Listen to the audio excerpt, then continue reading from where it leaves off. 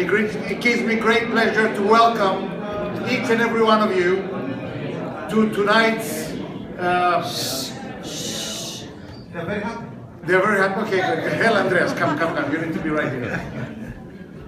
This is not going to take too long, friends. I want to thank each and every one of you for taking time from your hectic and busy schedule to come and join us here today for a reception in order to introduce, of course, the Minister of Communications and Works, but also our candidate for the next Secretary General of IMO, with your help and with your support.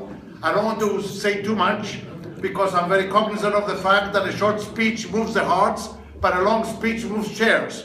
And I know that your time is very, very precious. So without much ado, I would like to give the floor to His Excellency, the Minister of Communications and Works, in order to say a few words and then introduce you. Yes, please.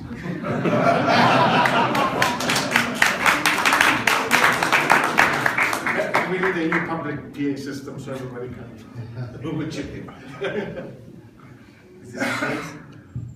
Well, firstly, I would like to welcome everybody and thank the ambassador for his contribution for the organization of this lovely event.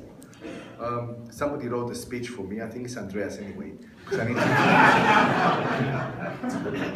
But what I should say from the beginning is that we've been working on his candidacy, and I have to say that I'm really proud that we have somebody like Andreas working with us.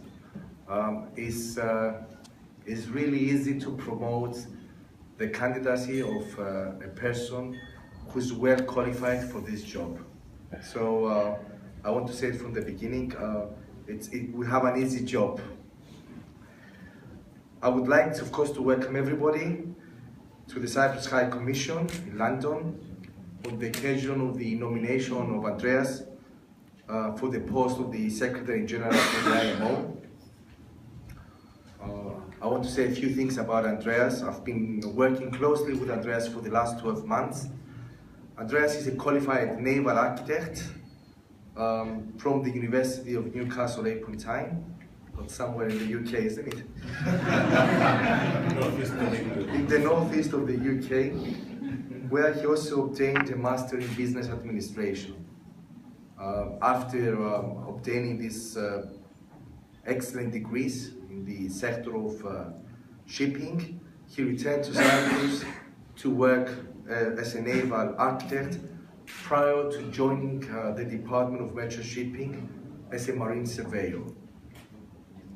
Soon after, he was transferred to London to represent Cyprus to the various committees of the IMO.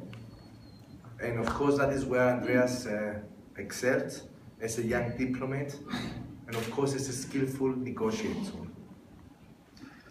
Attributes which led him to chair the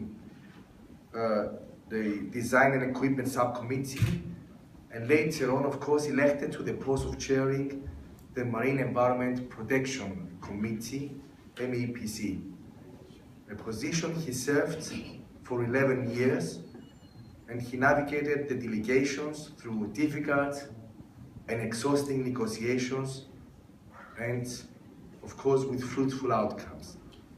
Andreas stepped down from the post in 2013, but continues to represent Cyprus to the major committees of the IMO and the Council of the organization.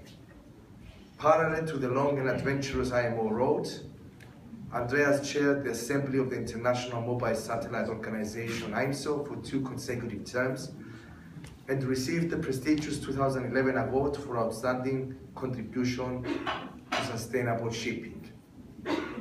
In November 2011, he has also been presented with the Distinguished Public Service Award by the United States Department of Homeland Security, United States Coast Guard, for his invaluable service to international shipping, and in 2013 the GST Award Leading Shipping Personality of the Decade 2003-2013.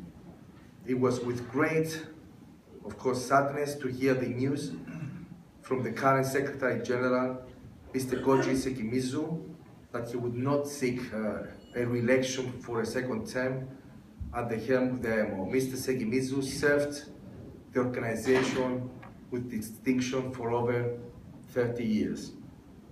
His legacy will be everlasting, and indeed it will be a challenge to whoever will replace him at the end of 2015. Of course, the organization has now a new structure, an efficient secretariat, and very enthusiastic and safety-conscious membership. The commitment of the Republic of Cyprus to the ideas and the work of the IMO that we have shown since the mid-1980s, and the dedication that our country will continue to have for the future work of IMO and its challenges, can only be described with two words: Andreas Chrisostomou. Our government has nominated Andreas as a candidate for the post of the Secretary General of the IMO at the elections to be held in the next Council session. We believe that Andreas is an excellent choice due to his outstanding professional career. And this is something I want to highlight, that Andreas is definitely the right man for this position.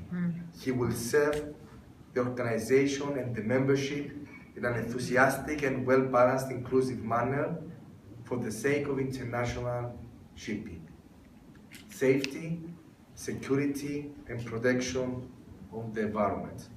I kindly urge you to endorse Andreas' candidature for the post of the Secretary General of the IMO and formally place your vote accordingly during the forthcoming elections. Just want to add a couple of things. I said it at the beginning, and it's something I really believe, and I really mean it when I say it. You know, it's been a pleasure and it's been an honor to promote Andreas' candidacy. And you know, when you go and promote somebody's candidacy and you feel that he's the right man for the job, you know, you always feel more enthusiastic about doing it. And I have to say that both me as a minister, but the whole government of Cyprus and the President of our Republic personally is behind Andreas' candidacy.